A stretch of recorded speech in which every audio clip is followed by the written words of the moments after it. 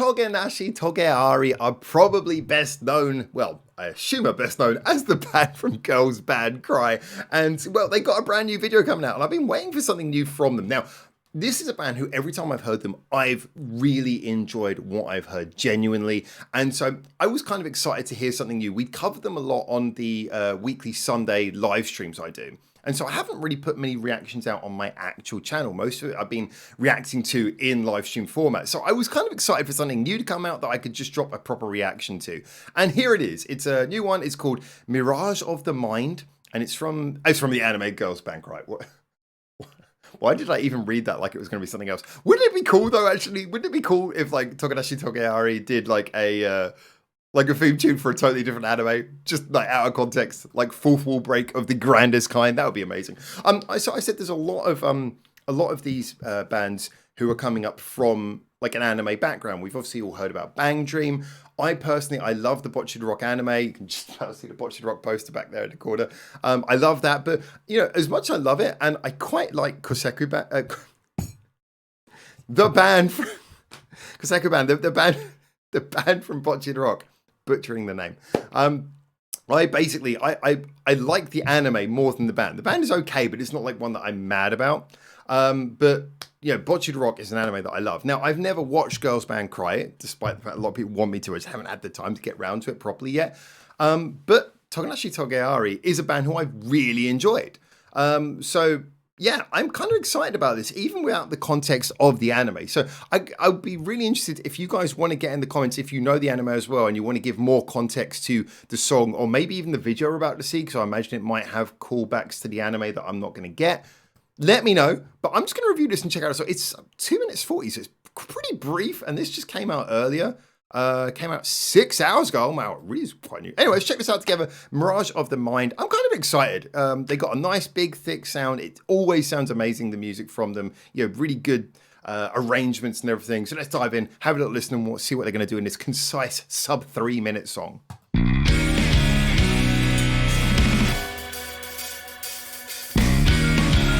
Oh, immediately all the tones. Lovely bass tone, piano.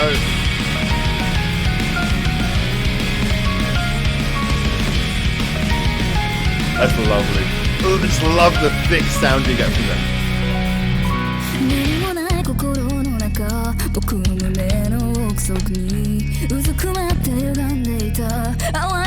That deep bass with the side sticks is such a beautiful contrast.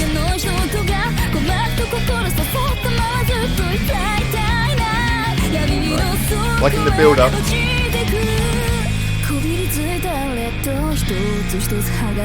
Sort of rising chord pattern.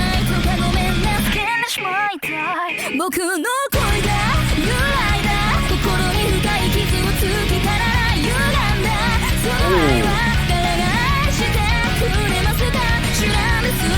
I feel this is designed to be an earworm for sure.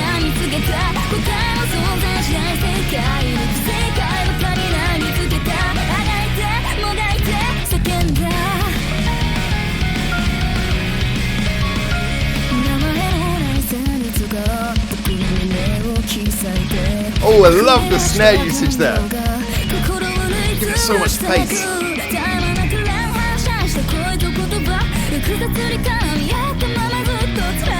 And that bass work as well. Listen to the way the bass is moving.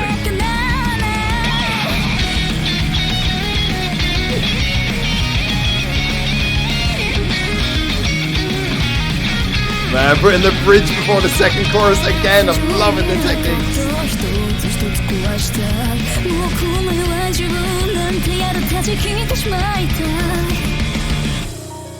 Ooh, deep piano again.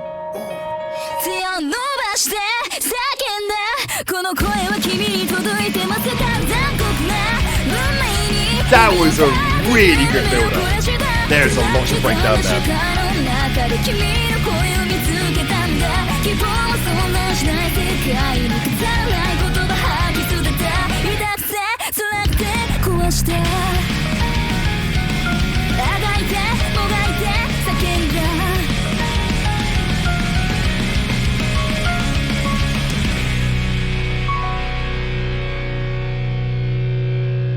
That was freaking brilliant. I really like that. That was so solid. That's exactly what I want from them. And you know, again, this is one of those ones where they, in like 2 minutes 40, they delivered more than most bands will deliver in 4 minutes. This was so fast moving, and all again, yeah, like you say, from the best bands, all of the changes that appeared.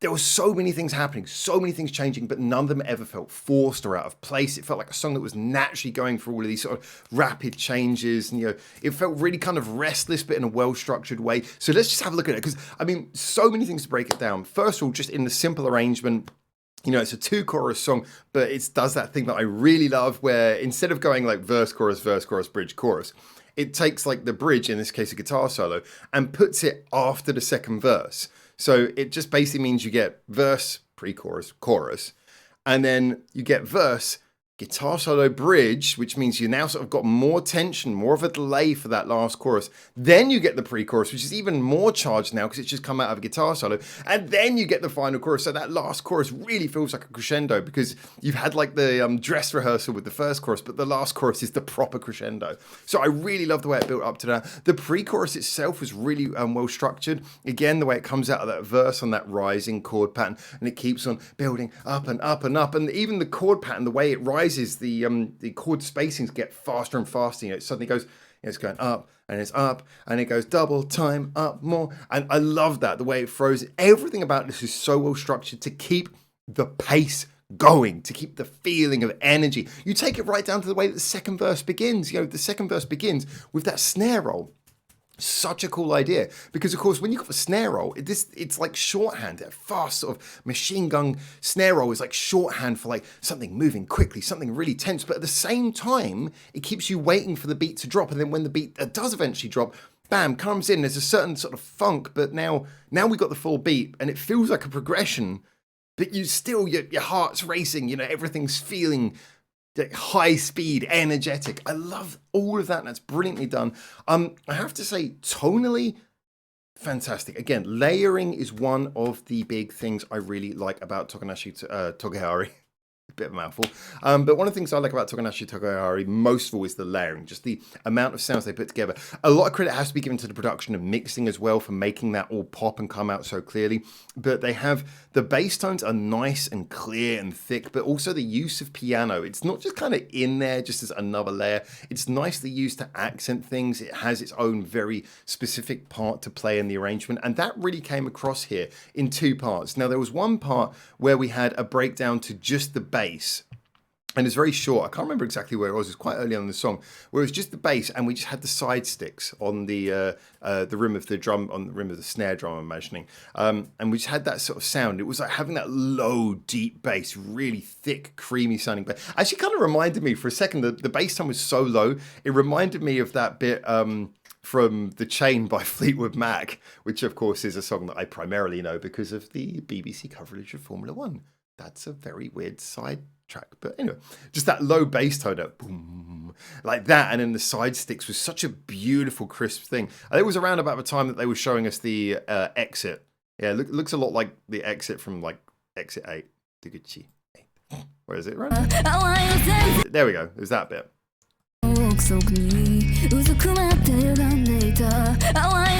And yeah, you've got the guitar picking as well, but those are very sort of light, very sort of sharp sounds up at the top end where you've got this deep bass underneath. That was beautiful, but then that was somewhat replicated again when we had the build up to the last chorus, which is beautifully done. And we had the low piano note, but then some sort of high piano notes over the top, and it was sort of recreating that same effect again, where you're getting the extreme of the low and the delicate high end. Those moments, using those as breaks in the charging rock song were great, because it meant you had these little moments where the energy sort of like stops, to give a little bit of variation, a little bit of color to things. But then when it comes back in obviously from something that's already, it's nicely set up. You've still got like the low end and the high end represented in those breaks. Might have been before that, in all fairness. Yeah. There we go. There we go.